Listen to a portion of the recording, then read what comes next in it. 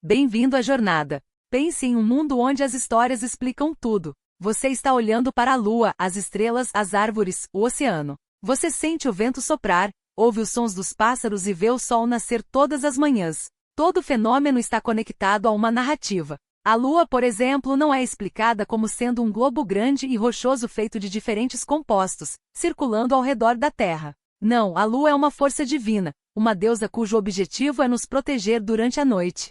E quanto aos oceanos e mares? Não são apenas enormes massas de água salgada, produtos de milhões de anos de evolução? Não neste mundo. Neste mundo, os oceanos e mares são governados por deuses semelhantes aos humanos, lar de inúmeros seres divinos, como ninfas e monstros marinhos, e podem até ser um caminho para o submundo. E se você encontrar uma tempestade ao navegar nessas águas divinas, não estará simplesmente enfrentando um fenômeno natural causado pela pressão do ar, mudanças na temperatura e padrões de vento. Não, você caiu na ira dos deuses, uma punição que muito provavelmente se deve a algum mau comportamento no passado. Mas houve algumas pessoas que não ficaram satisfeitas com essas explicações. Toda essa ideia de que deuses semelhantes aos humanos são a força motriz do universo? Essas pessoas não acreditaram. Eles começaram a questionar os deuses e todas as outras crenças aceitas sobre a vida e a realidade. Queriam compreender o mundo sem depender de narrativas, que, como perceberam, estavam profundamente poluídas pelas fantasias humanas. Então eles iniciaram uma revolução de pensamento e ideias, que mudou para sempre a forma como pensamos. Hoje chamamos esses pensadores de pré-socráticos, também conhecidos como os primeiros filósofos. Entre os antigos filósofos gregos, os pré-socráticos são geralmente menos conhecidos do que figuras como Sócrates e Aristóteles ou Epicteto. Mas sem os pré-socráticos, estes gigantes da filosofia ocidental provavelmente nunca teriam surgido. Então, quem eram esses pré-socráticos? Por que eles são chamados assim? De onde eles vieram? E que ideias eles desenvolveram? E por que exatamente eles são tão impactantes? Estamos prestes a descobrir neste e nos próximos episódios. Esta é a jornada de ideias. Meu nome é Stefan, também conhecido como Enzel Ganger, o criador do canal de mesmo nome no YouTube. Gostaria de levá-lo em uma jornada através do significado da sabedoria e muito mais, começando pelos primórdios da filosofia.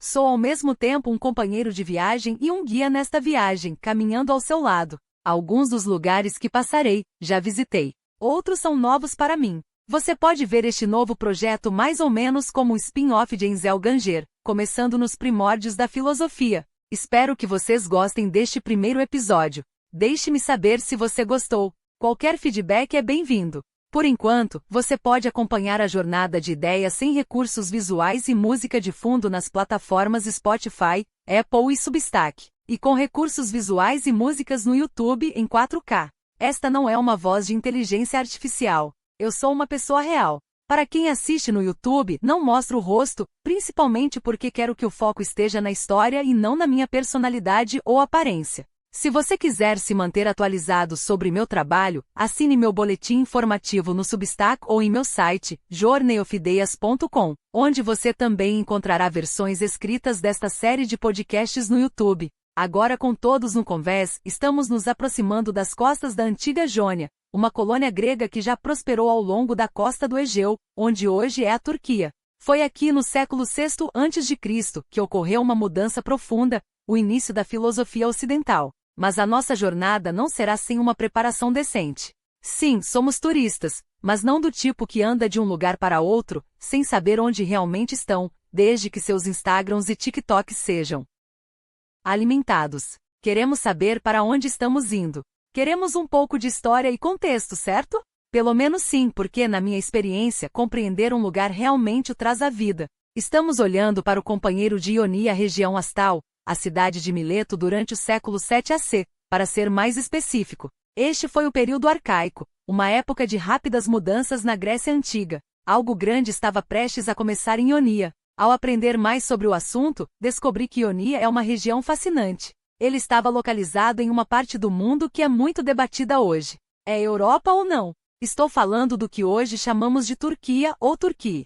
A Jônia fazia parte geograficamente da Ásia Menor, com a Europa a oeste e o Oriente a leste. Durante o século 7 AC, Jônia fazia parte do mundo grego. Os gregos também eram conhecidos como helênicos. Ao longo dos tempos, os helênicos consideraram-se a civilização ideal, viril, espirituosa, amante da liberdade, bonita, mas também sofisticada. Sábia e racional começa por fora, os filósofos por dentro. O pacote completo. Sendo uma civilização autodeclarada ideal, muitas vezes sentiam-se melhor do que outros, como os povos do Oriente. Aos olhos dos gregos, os orientais, referindo-se a povos como os lídios e os persas, não eram nada dignos de nota. Eles os viam como decadentes, afeminados e sem vitalidade e espírito, e as pessoas no norte da Europa não se saíram muito melhor. Claro, eles eram ferozes e corajosos, balançando lanças e machados, mas muito incultos, inadequados para as coisas boas da vida como arte, política, razão e filosofia. E os gregos tinham um termo para essas pessoas: barbaroi ou bárbaros. Embora os antigos gregos admirassem outros povos, em alguns aspectos, talvez pelo seu conhecimento sobre coisas como astronomia ou matemática, ou por causa da sua arquitetura, geralmente não gostavam de estrangeiros, muitas vezes desprezando-os com base em estereótipos bastante duvidosos. É engraçado, não é? Aqueles que criam esses estereótipos geralmente se colocam no topo e os outros alguns degraus abaixo. E parece que ainda hoje somos muito bons nesta prática, na preferência de grupo, enquanto diminuímos o outro. A localização única entre o leste e o oeste é em parte a razão pela qual a história de Ionia foi tão agitada. As terras que temos diante de nós testemunharam uma infinidade de eventos, culturas e conflitos de civilizações. Foi submetido a muitos governantes diferentes de todas as direções. As montanhas e colinas que vemos ao longe pertenceram ao Império Hitita da Idade do Bronze. Após o seu colapso, chegaram os povos locais da Anatólia e, mais tarde, os colonos gregos de todo o Egeu. Ao longo dos séculos, a terra caiu sob o domínio dos lídios e dos persas, você sabe, o povo que os gregos consideravam afeminados e sem espírito. Depois vieram outros povos como os macedônios, romanos, bizantinos e, eventualmente, os turcos, que ainda hoje povoam a região. Então, já que estamos numa viagem de ideias, por que começamos a nossa viagem aqui em Ionia? É porque Ionia foi o lar daqueles que muitos consideram os primeiros filósofos ocidentais. O primeiro dos primeiros. Estes pensadores que percorreram a cidade durante o século VII e VI a.C., estavam prestes a desencadear uma revolução.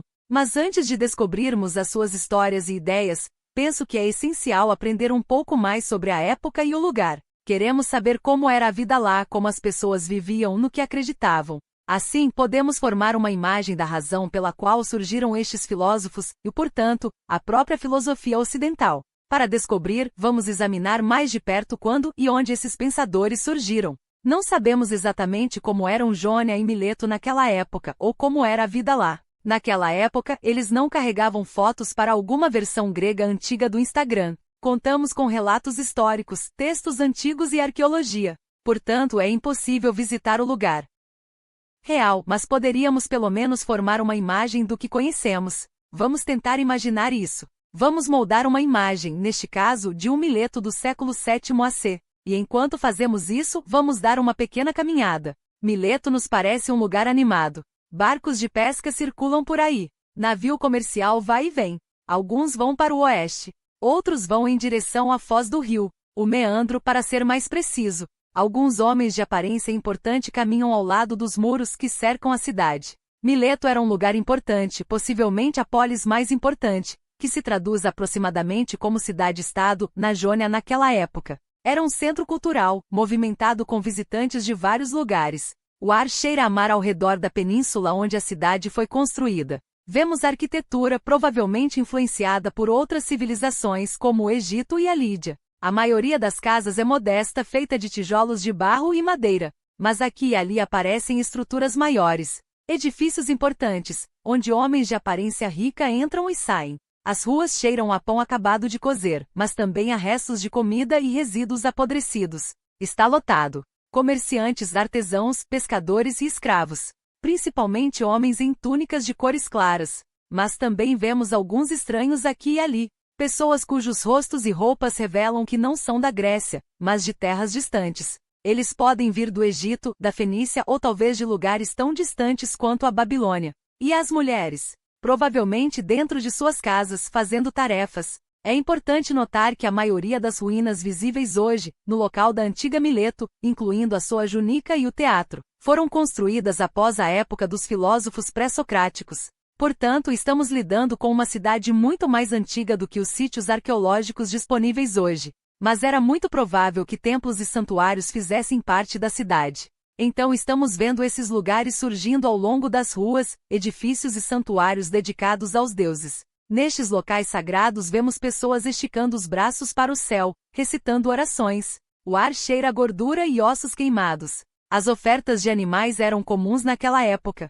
Essas pessoas estão orando os deuses e levando isso muito, muito a sério. Os deuses ocupavam um lugar especial na vida dos antigos gregos, e esses deuses eram muitos, e alguns deles ainda são amplamente conhecidos hoje. Poseidon, por exemplo, governando os vastos e imprevisíveis mares, ou Hades, o deus dos mortos e responsável pelo submundo. Para os gregos, os deuses tinham uma grande participação no bolo. Por exemplo, se a sua colheita seria boa ou não, dependia quase inteiramente dos deuses. Se seus filhos seriam saudáveis dependia dos deuses. Tempestades, doenças, secas e até invasões inimigas eram simplesmente sinais de punição ou descontentamento divino. Para os milesianos e provavelmente para a maioria dos gregos daquela época, os deuses estavam interligados com praticamente todos os aspectos da vida, desde os negócios até a saúde física e as condições climáticas. Tudo é obra de divindades humanas e, portanto, é melhor que você tenha boas relações com elas, por mais caprichosas que sejam. Aliás, para nós, estas opiniões podem parecer ridículas, mas era o bom senso da maioria dos gregos, a coisa mais normal do mundo. No entanto, a cidade de Mileto também tinha um outro lado, pois era um centro cultural tão movimentado que também estava bem ligado a outras regiões do mundo conhecido, muito além da Grécia como a Lídia e o Egito. O comércio internacional já existia e, embora o contato direto entre os gregos e os chineses fosse improvável, é possível que a seda chinesa tenha viajado para a Grécia através de outras civilizações no Oriente. Os estrangeiros não trouxeram apenas mercadorias, mas também diferentes visões do mundo. Esta exposição provavelmente tornou os milesianos mais mente aberta do que a média dos gregos, mais dispostos a explorar ideias que se desviavam da norma, e assim surgiu uma comunidade intelectual em Mileto, tornando-o um terreno fértil para o que hoje chamamos de filosofia ocidental. Mas antes de entrarmos nesses primeiros filósofos, acho importante falar um pouco mais sobre os deuses. Durante a nossa curta caminhada pela cidade, ou pelo menos a nossa reconstrução dela, vimos pessoas nos templos e santuários, nos rituais, nas orações, nas oferendas. Mas entre os habitantes de Mileto há todos então, pessoas que questionaram as ideias de deuses semelhantes aos humanos governando o universo. Pessoas não satisfeitas com as explicações convencionais de como o mundo funciona. Poderíamos dizer que os primeiros filósofos começaram por desafiar a visão dominante do seu tempo, e com razão. Para compreender os primeiros filósofos, acredito que devemos também compreender melhor a visão de mundo que eles desafiaram. Então, qual era exatamente essa visão de mundo? Por que os antigos gregos viam o mundo daquela maneira? Por exemplo, porque eles simplesmente não viam o oceano como um oceano, em vez de um reino divino governado por um poderoso deus barbudo com um tridente. Vamos examinar isso brevemente. Suponha que você viva num mundo sem as explicações da ciência moderna. Um mundo vastamente não examinado e pequeno, onde terras distantes são desconhecidas e os fenômenos naturais pertencem ao grande enigma da existência que está diante de você a qualquer momento. Você vê um vulcão entrar em erupção, pássaros voando em formações curiosas, insetos rastejando pelo chão e pensa: o que é tudo isso? Por que tudo isso está acontecendo? Como funciona? E a propósito, por que estamos aqui? Enquanto anseia por respostas, você faz essas perguntas ao vasto céu estrelado acima, esperando que alguém, talvez uma voz dos céus, responda. Mas adivinhe? Grilos! E como ser humano que você é, isso te incomoda. E você não é o único. O enigma da nossa existência também incomodou nossos antepassados distantes, e ainda incomoda muitas pessoas agora, inclusive eu às vezes. Vamos ser sinceros, nós humanos somos um grupo curioso. Temos um forte desejo de significado, o que nos diferencia dos nossos amigos animais. Não queremos apenas saber onde está a comida, também queremos saber de onde vem a comida, de que é feita, e por que estamos com fome, e por que deveria ser assim, você sabe. Nos alimentando de coisas orgânicas para manter nossos corpos funcionando, e para quê? Suponha que você coloque alguns seres insanamente curiosos em um mundo que não faz sentido e não fornece nenhuma explicação sobre por que tudo é do jeito que é e por que todos esses fenômenos estranhos são lançados sobre eles. O que você acha que vai conseguir? Muito provavelmente alguns seres profundamente insatisfeitos, ansiosos e desesperados para compreender. Em geral, os humanos não gostam quando não entendem as coisas, e não é incomum que as pessoas, ainda hoje, construam uma espécie de verdade sobre algo que não compreendem, apenas para encontrar uma sensação de paz com o desconhecido, mesmo que no fundo estejam se enganando. Então foi isso que eles fizeram naquela época. Para compreender o mundo, começaram a construir explicações dos fenômenos naturais, de suas origens, da vida e da morte, enfim, dos mistérios que os confrontavam. Mas você pode realmente culpá-los? Quer dizer, hoje estamos meio mimados. Temos muitas evidências empíricas para fazer julgamentos sobre coisas que podemos considerar objetivamente verdadeiras ou falsas, ou pelo menos muito plausíveis ou implausíveis. Por exemplo, sabemos agora que a Terra não é o centro do universo, mas que é uma esfera que gira em torno do Sol. Como sabemos disso? Porque podemos provar isso. Também sabemos que os relâmpagos ocorrem quando há uma enorme quantidade de eletricidade estática acumulada nas nuvens, que é descarregada repentinamente. Por quê? Porque somos capazes de provar isso empiricamente. Não é mágica, é ciência. Mas naquela época todos esses fenômenos que são tão óbvios para nós, tiveram que ser declarados sem os métodos e conhecimentos que temos agora. E assim os antigos humanos, famintos por significado, recorreram a uma espécie de fabricação de explicações para o mundo ao seu redor. E eles fizeram isso de uma maneira peculiar. Eles começaram a explicar o mundo por meio de histórias. As histórias aliviam a dor incômoda de não saber, pois fornecem respostas a perguntas como: o que é aquela coisa brilhante no céu? Por que o mar se move assim, brilhando sob o sol? Por que a luz fica escura e a escuridão volta a ser luz? De onde viemos como espécie, mas também como grupo étnico, por exemplo? E para onde vamos depois de morrer? Como resultado de suas histórias, surgiram sistemas inteiros de mitos e rituais. Esses sistemas forneciam narrativas que explicavam os fenômenos do mundo e diziam às pessoas como lidar com eles. Assim, durante muito tempo, antes do surgimento da filosofia e da ciência, os antigos gregos olhavam para o que hoje chamamos de mito, para dar sentido às suas vidas. Esses mitos eram apenas histórias de contos de fadas, sobre poderosos deuses barbudos que viviam nas nuvens ou ninfas misteriosas guardando rios e lagoas. Na verdade, eles eram bastante diversos e alguns chegavam perto de relatos históricos plausíveis. Na verdade, alguns estudiosos consideram certos mitos uma forma de proto-história, primeiras tentativas de preservar e explicar o passado antes da existência da história escrita. E os antigos gregos não estavam sozinhos quando se tratava de usar histórias para explicar o mundo. Os egípcios também fizeram isso, e o povo nórdico, e o antigo povo germânico, e os nativos americanos, os aborígenes, os sumérios, os indianos, os chineses, os javaneses e assim por diante. Mas muitos estudiosos concordariam que a mitologia grega tem algo especial. É rico, extenso, influente, bem organizado e vem em obras-primas literárias ainda hoje amplamente lidas. Quero dizer, quem não conhece Zeus, Afrodite, Hera e coisas do gênero? E a maioria de nós não ouviu falar das histórias heróicas de Hércules estrangulando serpentes ou de Teseu matando o Minotauro com as próprias mãos.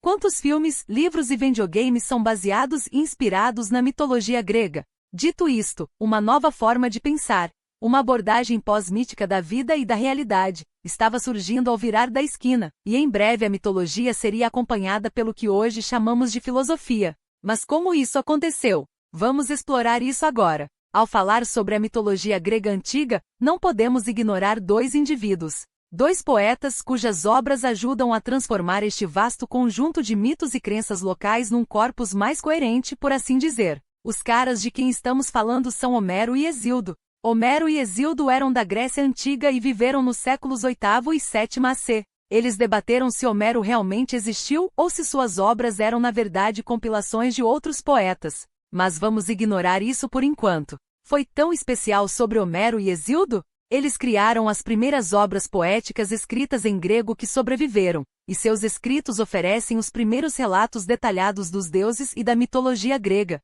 Não é que eles inventaram a mitologia grega. A mitologia grega, embora fragmentada e não sistematizada, já existia muito antes de Homero e Hesíodo. Entre os micênicos, que são considerados a primeira civilização grega avançada e floresceram por volta de 1700 até 1200 AC. Sim, isso foi há muito tempo. Eles existiam muito antes de Homero e Hesíodo. Os micênicos tinham mitos e adoravam muitos dos mesmos deuses que hoje conhecemos dos gregos posteriores, mas eles não escreveram nada sobre seus deuses. Sua escrita, conhecida como Linear B, era usada apenas por motivos administrativos, como anotar a quantidade de grãos que havia no celeiro ou listar pessoas importantes. Sua mitologia foi transmitida por meio de rituais e palavras faladas, embora existam registros escritos de nomes de deuses. Quando a civilização micênica entrou em colapso e sua escrita linear B desapareceu na obscuridade, Dries entrou no que hoje chamamos de Idade das Trevas grega.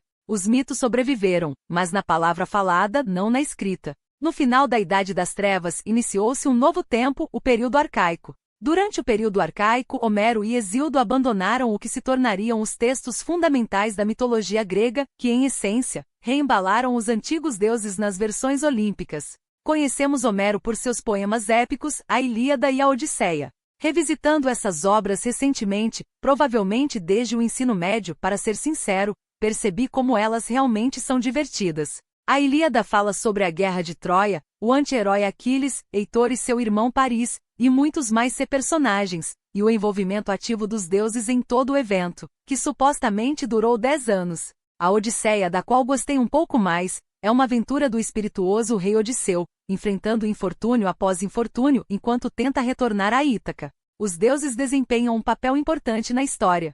Também encontramos monstros míticos como Ciclopes, que são seres gigantes com um olho só, ou Esquila, um monstro com 6 cabeças de cachorro que vive em uma rocha. Definitivamente não é uma criatura que você deseja encontrar em uma viagem pelo mar. Também damos uma espiada no submundo, nosso lugar escuro, frio e deprimente. Hesíodo é menos conhecido que Homero e escreveu obras totalmente diferentes. Em vez de histórias épicas, Hesíodo escreveu uma descrição sistemática das origens dos deuses numa obra muito influente chamada Teogonia. A Teogonia, que narra fundamentalmente o mito da criação do panteão grego, apresenta-nos não só os deuses, mas também muitas outras entidades divinas, como os seres primordiais Gaia e o Tártaro, que personificam a terra e o submundo. Também nos diz que esses seres primordiais deram à luz os titãs, e os titãs deram à luz os deuses do Olimpo. O que é tão impressionante na obra de Hesíodo e na mitologia que ela representa é que ela pinta um universo profundamente animado. Quase tudo é personificado. As forças naturais são semelhantes às humanas, com temperamentos semelhantes.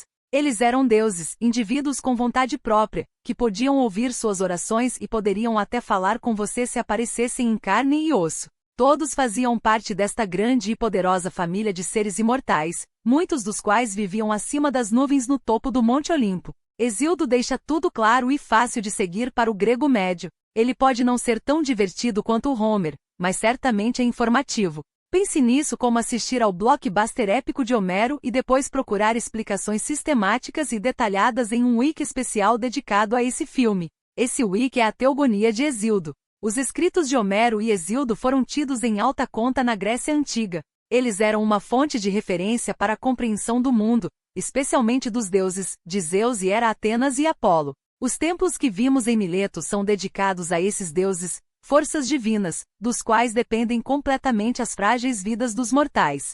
Pelo menos era nisso que as pessoas acreditavam. E como fica claro ao ler Homero e Hesíodo, esses deuses não são seres perfeitos. Definitivamente, eles não são modelos como Jesus ou Buda. Muitas vezes são cruéis, invejosos e caprichosos. Eles são semelhantes aos humanos, com falhas de dentro para fora. Imagine sua vida dependendo de tais seres. As pessoas nos templos deviam tê-los temido. Sua melhor aposta seria mantê-los felizes, certo? Daí os muitos rituais, orações e oferendas, pois esperavam que ao apaziguá-los, obteriam em troca boa sorte, como uma colheita decente ou uma vitória na batalha. A propósito, se tudo isso soa um pouco como religião para você, você não está sozinho, embora a religião seja um conceito bastante moderno. Os antigos gregos envolviam-se em práticas e mantinham crenças que hoje consideramos religiosas. Ou, se você me permitir flexibilizar meus estudos religiosos, jargão, havia muita religiosidade na época, que tinha muitas vantagens semelhantes ao que a religião significa para as pessoas agora. Isso explicava o mundo. Havia seres supremos para adorar. Deu às pessoas uma sensação de significado e lugar. Funcionou como cimento social e proporcionou uma sensação de controle. Portanto, podemos dizer que os antigos gregos eram bastante religiosos, mas a sua forma de religião diferia, digamos, do cristianismo ou do islamismo. Não havia nenhum livro sagrado, nenhuma doutrina central, nenhum conjunto de artigos fixos de crença. Em vez disso, era uma mistura de histórias e rituais, e tanto a prática como o conteúdo da mitologia variavam dependendo do lugar. Além disso, cada cidade grega tinha os seus próprios mitos e heróis locais, muitas vezes explicando a origem da cidade e do seu povo.